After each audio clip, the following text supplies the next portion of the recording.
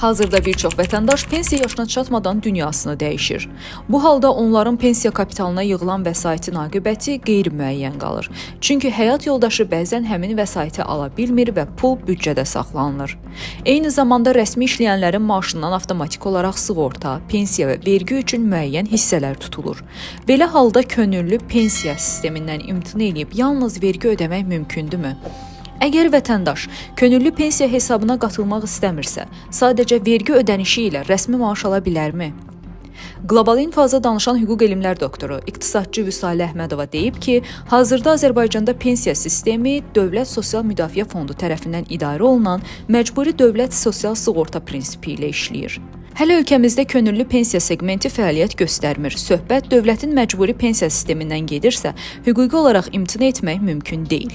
Rəsmi əmək müqaviləsi ilə işləyən bütün şəxslər dövlət sosial sığorta haqqı, o cümlədən də gəlir vergisi, işsizlik sığortası, icbari tibbi sığorta haqqı ödəməyə məcburdur.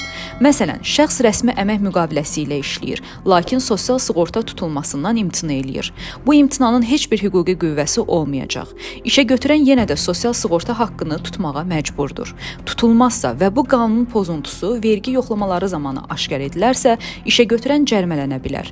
Geriyə dönük borc hesablanar, əlavə maliyyə sanksiyaları tətbiq olunar və s.